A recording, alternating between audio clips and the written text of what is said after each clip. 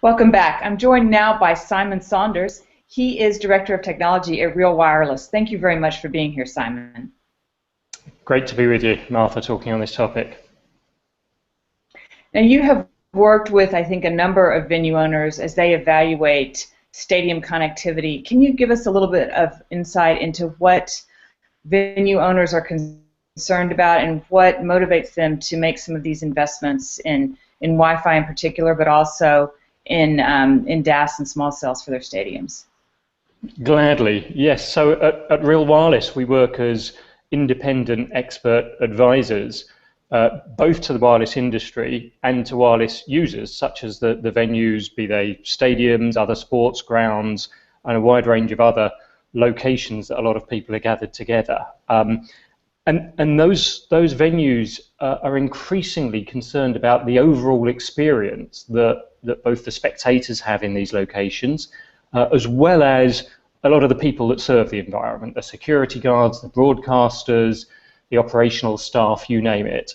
And more, that means some form of wireless connectivity for those people, whether it's to share the experience with their friends in another stadium, or to identify a troublemaker in the venue, and so on.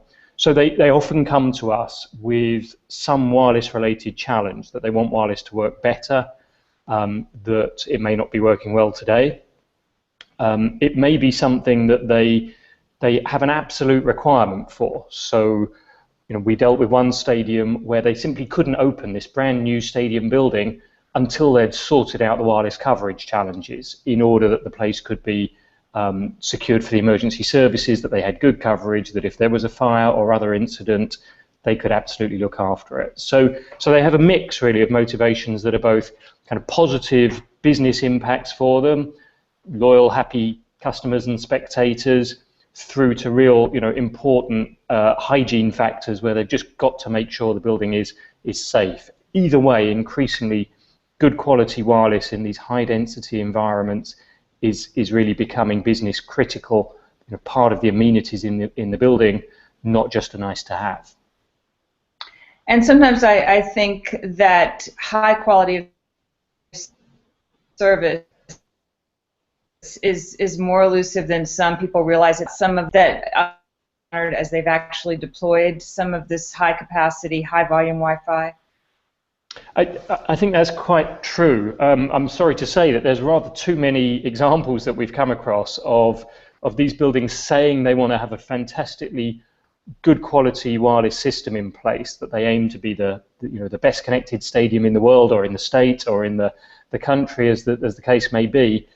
And then they face challenges, that they'll procure a system, they'll put it in place, and it's more expensive than they'd expected, or it goes in there and actually doesn't perform that well. So it won't take your viewers long to have a look for stadiums that make those announcements and then go very quiet about the systems, a few months later, when the system doesn't actually perform as expected.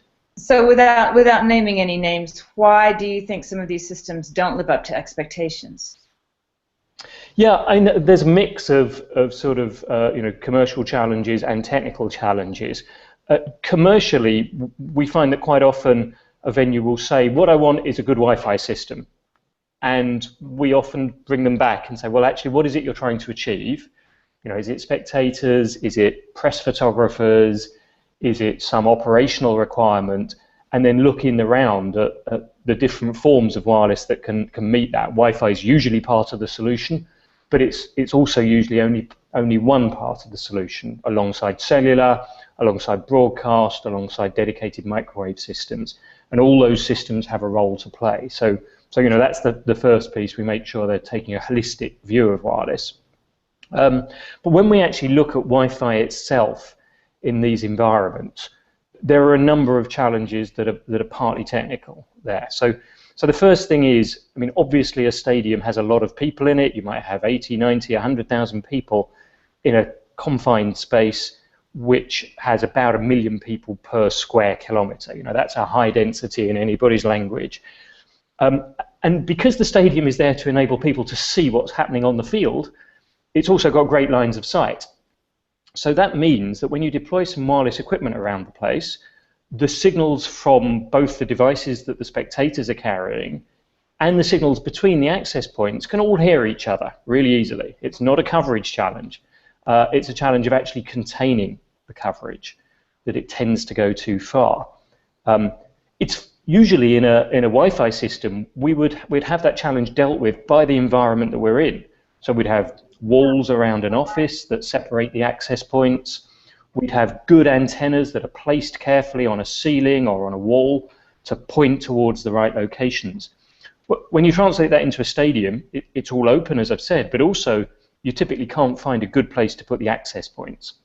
You know, there is no structure that's above head height where you can mount the access points above you so that they illuminate an area and nothing more. And the antennas usually need to disappear completely.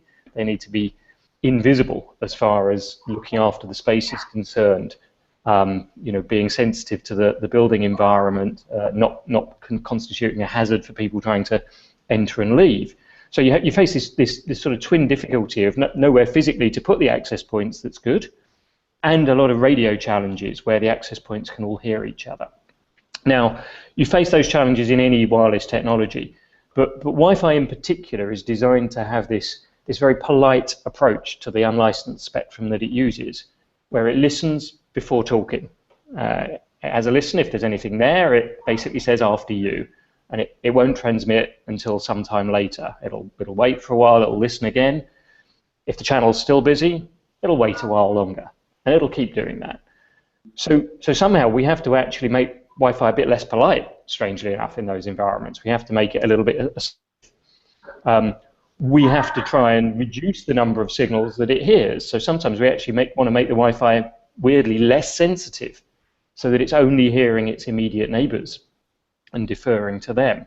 And then wherever possible, we need to deploy antenna systems and so on that focus the energy in a particular area. So oddly, the problem in Wi-Fi that we encounter in these places is not interference, it's actually politeness, where these access points aren't interfering, they're actually just awaiting a clear channel, which effectively never comes.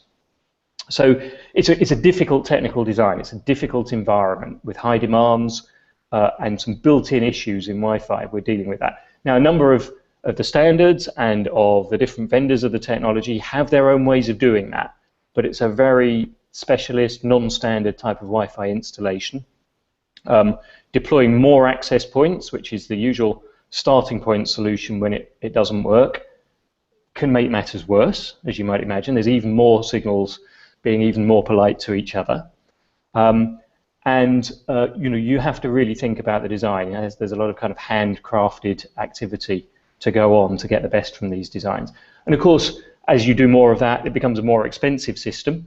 And what started off looking like a really good idea, where you could deploy a Wi-Fi system that works fine in an office into a stadium and get the benefit, can be a disappointing experience. So it's our role to make sure people are aware of these challenges right up front and think about them in the design and the procurement of the system before they go too far down the track there. That's great information. And you talk about vendor-specific solutions. Do you see standardization on the horizon, or not really?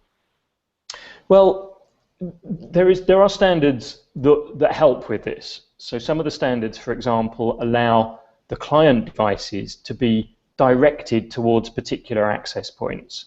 So in this environment where loads of access points are clamoring for attention, you sometimes get user devices, phones and tablets and so on, that are a long way from the access points, still being connected to them.